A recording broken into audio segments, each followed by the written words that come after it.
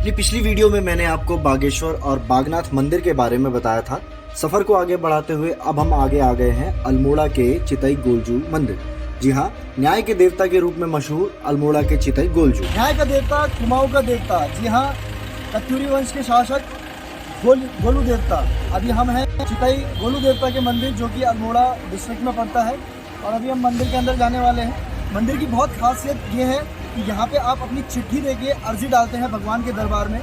जैसे कोर्ट में आपकी पेशी होती है, आप अपनी PIL डालते हैं, वैसे आप मंदिर में जो है अपनी चिट्ठी डालते हैं, भगवान से अपनी अर्जी लगाते हैं और इस मंदिर में जो है अपनी मुराद और अपनी मन्नत पूरे होने का भगवान का आशीर्वाद लेते हैं। दोस्तों, आज की जो वीडियो है वो बहुत खास होने वाली है, क्योंकि आज मैं आप लोगों को एक ऐसे राजा की कहानी बताने वाला हूँ जो कि अपने राज्य में बहुत प्रिय हुआ करते थे। जी हाँ, कुमाऊं मंडल के एक ऐसे राजा जिनके मंदिर में आज भी लोग अपनी आस्था और अपने श्रद्धा के नाम पे चिट्ठी लिखते हैं। जी हाँ, आपने बिल्कुल सही सुना, चिट्ठी लिखते हैं। अपने राजा से न्याय की गुहार लगाते हैं और अपने दुख, अपने परेशानियों का सारा भाव जो है एक चिट्ठी में लिखकर अपने राजा से बतियाते हैं। जी हाँ, मान्यता है इस मंदिर में जो भी श्रद्धालु आते हैं, कुमाऊं के ये गढ़ चंपावत के नाम से मशहूर, अल्मोड़ा में चितई अल्मोड़ा के नाम से मशहूर, और घोड़ाखाल में घोड़ाखाल गोलजू के नाम से मशहूर, पौड़ी में कंडोलिया देवता और धुमाकोट में धुमाकोट के राजा के नाम से। जी हाँ, ऐसे कई नामों से मशहूर हमारे गोलजू देवता, कुमाऊं के देवता। आज हम इनके बारे में जानने वाले हैं कि किस तरह से इन्होंने अपने न्याय में, अपने शासनकाल कभी भी किसी से भेदभाव नहीं रखा और न्याय को सर्वोपरि रखते हुए अपने शासनकाल में एक बहुत ही अच्छा शासन यहाँ पे बनाए रखा। हम जानेंगे गोलजू देवता से जुड़ी हुई उनकी जन्म की कहानी, किस तरह से एक माँ ने एक खून से लथपथ सिलबट्टे को जन्म दिया और किस तरह से गोलजू देवता को नदी में बहा दिया गया, किस तरह से वो राजा बने और किस तरह से वो जनता के न्याय प्रिय राजा के रूप में भी उभर कर सामने आए। तो चलिए आज की कहानी शुरू करते हैं। और कहानी को शुरू करने से पहले एक बार जोर से सभी लोग मेरे साथ बोलेंगे, गोलजू देवता की जय। दोस्तों, बात उस वक्त की है जब इस पावन देवभूमि धरती में कत्यूरी वंश का शासन हुआ करता था। उसी वंश के दौरान एक लोक गाथा के अनुसार एक वक्त में राजा झालूराई नाम के एक राजा हुआ करते थे। कहते हैं राजा झालूराई की 7 रानियां हुआ करती थी, पर उनकी कोई भी संतान नहीं थी। इस बात से राजा को बड़ा दुख था, क्योंकि राजपाट को आगे बढ़ाने के लिए राजा के पास कोई संतान नहीं थी। एक दिन राज्य के कुल पुरोहित ने राजा से कहा, हे राजन, आप भैरव देव की स्तुति करें, भैरव देव आपकी जरूर मनोकामना पूरी करेंगे। कुल पुरोहित की बात को मानते हुए राजा ने भैरव देव की पूजा अर्चना शुरू कर दी। एक रात राजा के सपने में भैरव देव आए। उन्होंने राजा को कहा कि तुम पंचनाम देवों की कन्या से शादी करो, वो तुम्हारी 8वीं रानी होगी और उसी कन्या की गर्भ से मैं तुम्हारी संतान के रूप में जन्म लूंगा और तुम्हारे इस राजपाट को संभालूंगा। अगले दिन राजा शिकार पर जंगल की तरफ निकले। उन्होंने देखा कि एक लड़की अकेले ही 2 आपस में लड़ते हुए सांडों को छुड़ा रही है। राजा उसे देख के बहुत ही मोहित हो गया। राजा कन्या के पास गए और उसके बारे में पूछा। कन्या ने बताया कि वो किरात जात की है और उसका नाम कलिंगा है। राजा को वो कन्या बहुत पसंद आ गई थी, इसीलिए बातों बातों में राजा ने कन्या से विवाह का प्रस्ताव रख दिया।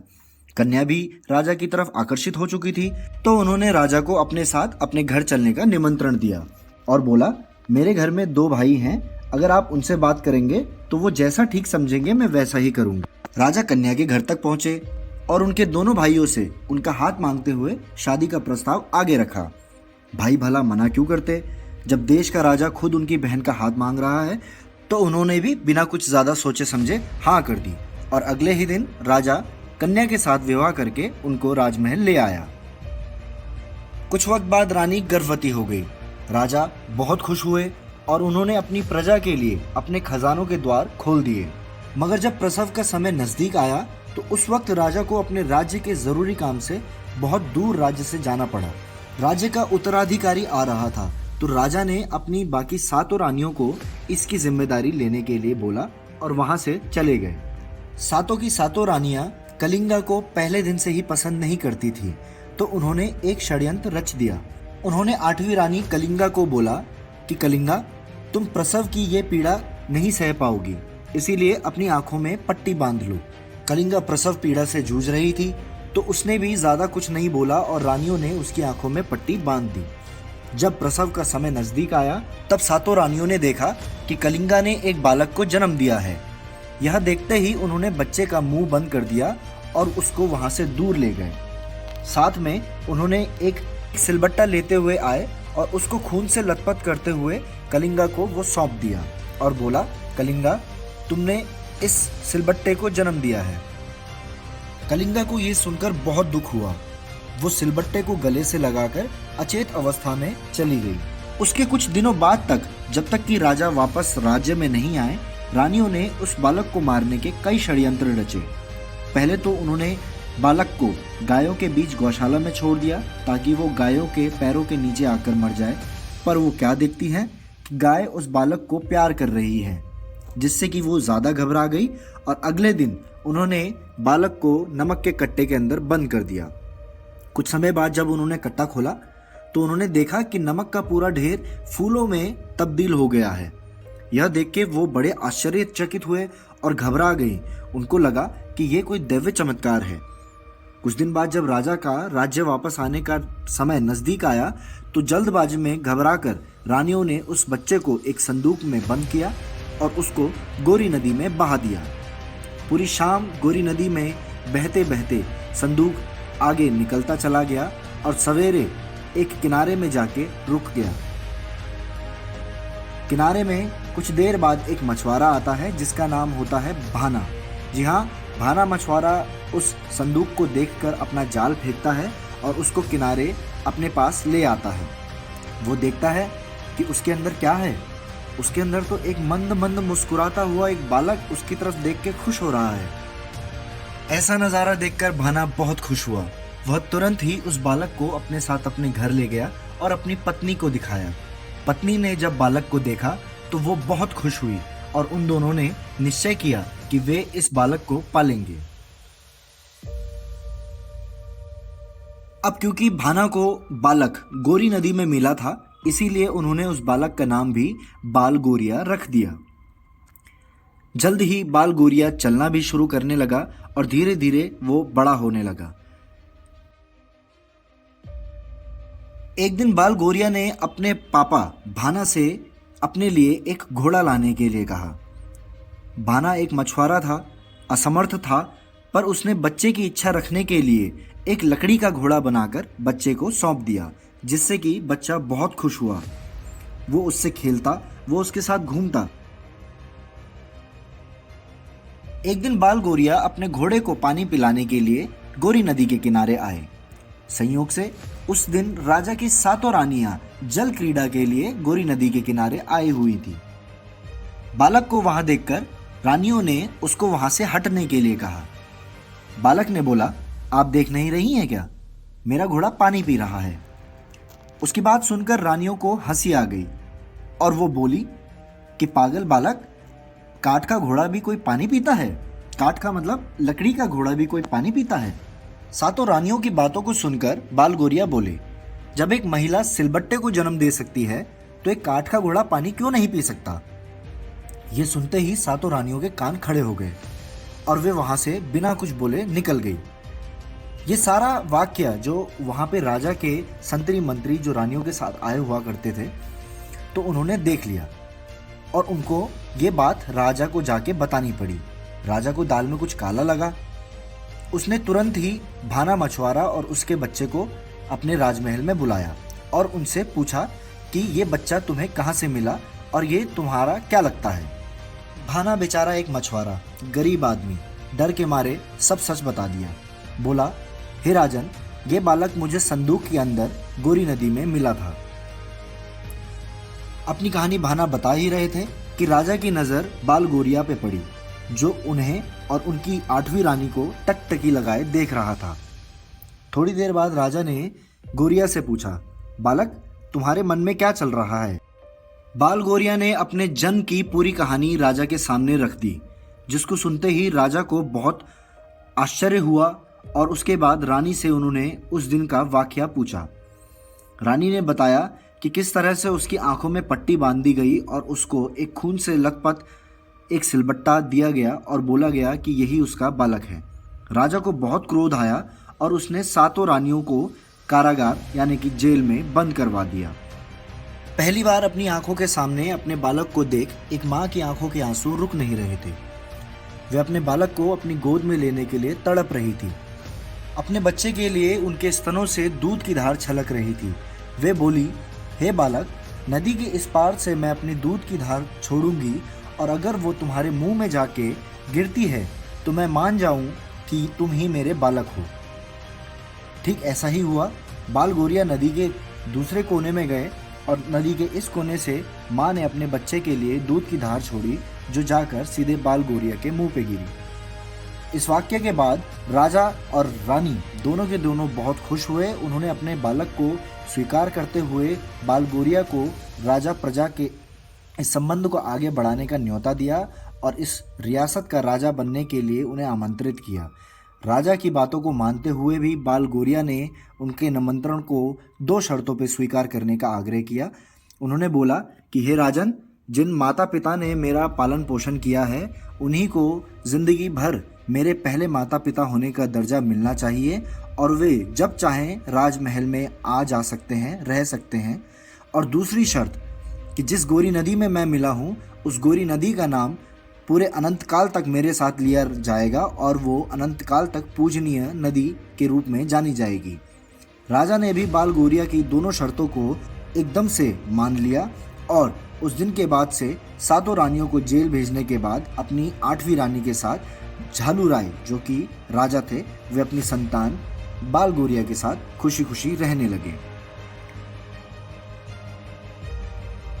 कहते हैं गोलजू ने उस सिलबट्टे को भी मंगवाया जो उनके स्थान पर उनके जन्म के दौरान रखा गया था और उसको देखते ही वे नृत्य करने लगे। और थोड़ी देर बाद जब उन्होंने उस सिलबट्टे को छुआ तो उसमें से 2 बालक जिनका नाम हरवा और कलवा रखा गया उनको अपने साथ उन्होंने चंपावत गोलू देवता मंदिर के अंदर ही स्थान दिया गया है। बस इसके बाद गोलजू राजा बने और अपने राज्य में सबसे न्यायप्रिय राजा के रूप में जाने गए। जी हाँ दोस्तों, आज भी गोलजू देवता को न्याय के रूप में जाना जाता है। उनको बहुत मान्यता, बहुत पूजा जाता है। गढ़वाल के और कुमाऊं के कई रीजन्स में, खासकर कुमाऊं उत्तराखंड में ये आपको सबसे ज़्यादा जो है इनके मंदिर मिलेंगे। लोग आज भी अपने गोलू देवता पे भरोसा दिखाते हैं, इसीलिए वे आज भी यहाँ पे चिट्ठियाँ लिखा करते हैं। घंटियाँ जो हैं गोलू देवता को यहाँ पे चढ़ाई जाती हैं। मान्यता आज भी है कि न्याय के देवता के रूप में पूजे जाने वाले गोलू देवता भगवान के दर्जे में रखे गए एक राजा थे जिनके पास उड़ने वाला एक घोड़ा हुआ करता था और आज भी प्रजा उनके न्याय में भरोसा दिखाती है। आज भी उन्हें अपने देवता, अपने भगवान के रूप में पूजती है। बस इसीलिए आज भी लोग गोलू, चितई अल्मोड़ा या फिर अपने घोड़ाखाल या चंपावत में कहीं पे भी गोलू देवता की मान्यताओं को मानते हुए आज भी उनके पास अपनी श्रद्धा भाव को लेकर आती है और अपने दुख, अपने परेशानियों, अपने सुख, अपने हर भाव को जो है यहाँ पे दिखाती है, प्रेजेंट करती है, लिखती है, अपने मन से बोलती है और उनको गोलू देवता के सामने रख कर उनसे आशीर्वाद लेने का प्रयास करते हैं।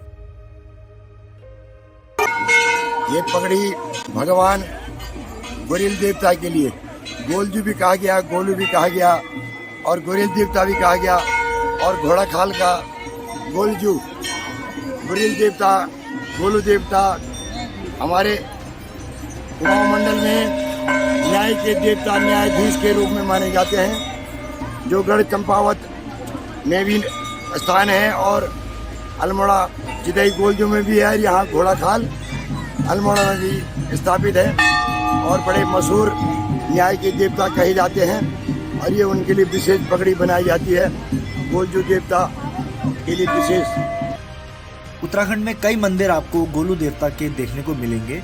जैसे चंपावत में आपको गढ़ चंपावत गोलू के नाम से ये मिलेंगे, अल्मोड़ा में आपको चितई गोलजू के नाम से ये मिलेंगे, भीमताल में घोड़ाखाल गोलू देवता के नाम से ये आपको मिलेंगे और इनके कई नाम जैसे ग्वलदेव, गोलजू, गोरिल, गोलू, गोरिया या फिर आप पौड़ी के कंडोलिया भी बोल सकते हैं या फिर आप धुमाकोट के राजा भी इन्हें कह सकते हैं। जी हाँ, बहुत नामों से ये यहाँ पे विख्यात हैं, बहुत नाम इनका चलता है, बहुत मान्यता जो है गोलू देवता की यहाँ पे है। जैसे मैंने आपको बताया, बस एक घंटी, जी हाँ, अपने मन के सच्चे भाव से गोलू देवता के मंदिर में भेंट करी हुई या लगाई हुई एक छोटी सी घंटी आपके हर मनोकामना को पूर्ण करने के लिए एक छोटा सा जरिया है। या फिर आप चितई गोलजू के मंदिर में एक चिट्ठी लिखकर भी आप अपने राजा गोलजू को अपने सुख और अपने दुख का भाव प्रकट कर सकते हैं। यकीन मानिए वो सबकी सुनते हैं। न्यायप्रिय राजा उन्हें यूं ही नहीं कहा गया है। तो मैं भी अपनी चिट्ठी, अपनी अर्जी भगवान के दर पे लगाकर अपने सफर में आगे बढ़ने वाला हूं।